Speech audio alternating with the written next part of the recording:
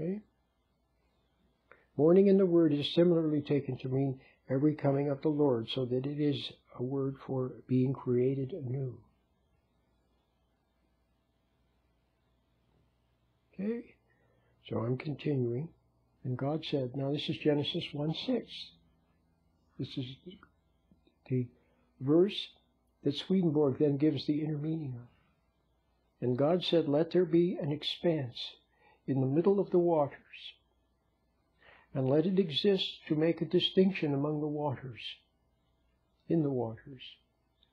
The next step occurs after the Spirit of God, the Lord's mercy. We also, I'm just saying this as an aside, we also call it grace. Brings out into daylight the knowledge of truth and goodness, and provides the first glimmering that the Lord exists, and that He is goodness and truth itself, and that nothing is good or true except what comes from Him. See, that's something that you then realize. See, before, you didn't have faith. See, some people pretend to have faith. What do they have? Well, they have knowledge, something they read, or something somebody said, and they repeat it, okay? And they drum up emotions, animal emotions, okay? But they don't really have faith. See, God gives you faith. See, when He enters your life with His light, then you see your wrongs a little at a time, okay? You see your wrongs, and you're sorry about what you see. You realize you can't change yourself. You regret what you see about yourself, and you yearn to be different. It's the Lord's light. But in His light, then you also see that He exists. You sense that He's there. And you sense that He doesn't judge you, and that He forgives you, but He just wants you to see your errors so you can be better. You sense somehow. Okay? That's the first glimmerings. And then you know that God exists. And it's a gift. God gives you light, and then your ability to realize, not to have memorized or have read or have studied or have heard someone say, but you see. See, you wordlessly, you just see. Just realize that He exists, that He is goodness, and then nothing is good or true except what comes from Him. The Spirit of God then makes a distinction between the inner and the outer being, and between the religious knowledge we possess in our inner selves and the secular knowledge belonging to our outer selves. The inner self is called the expanse. He's talking about the word that was used in Genesis. The knowledge in the inner self is called the waters over the expanse.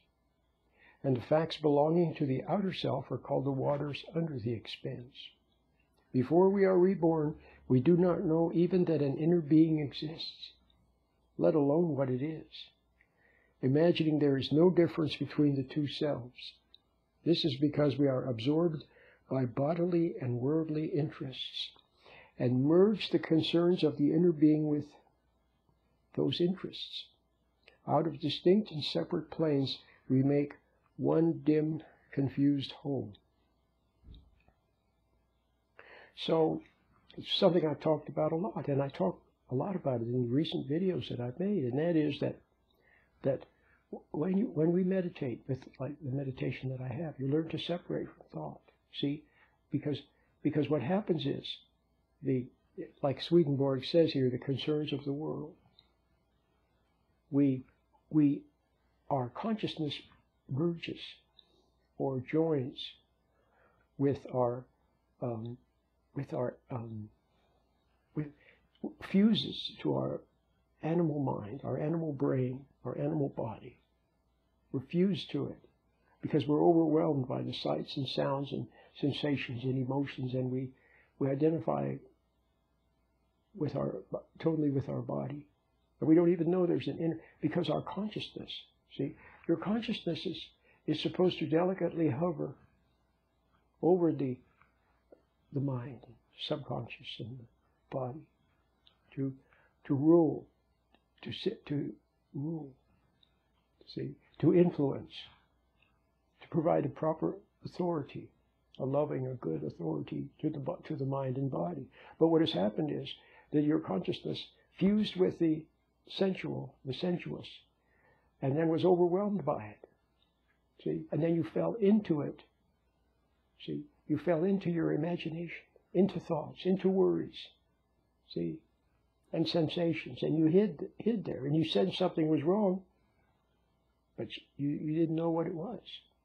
Well, once you begin to meditate, and I think God also makes this possible. He makes his light strong enough. He turns the dimmer up a little bit. He makes his light strong enough. See? And he somehow holds you separate. He holds you separate. So you can observe what you didn't ever want to see before. What you couldn't see before. Now you can see it. That's what we're talking about now.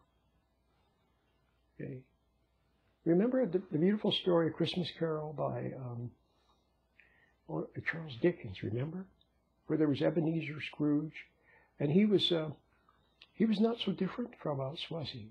He was greedy, selfish, okay, pompous on the outside, but inferior in the inside, mean-spirited, judging other people, angry, resentful. See, just like most everybody underneath, okay?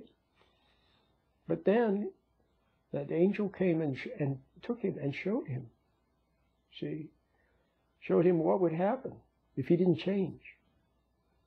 Well, similarly, when in God's light, you not so much see what will happen, but you see what you were.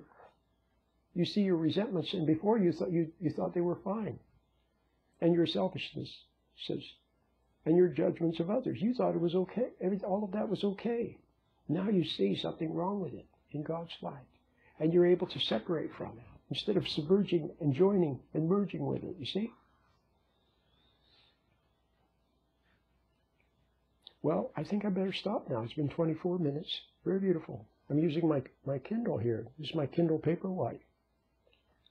And I have Volume 1 of the Heavenly Secrets. Emanuel Swedenborg's Heavenly Secrets. I have it on here. It's very nice. Okay. I hope you enjoy this little talk. Okay.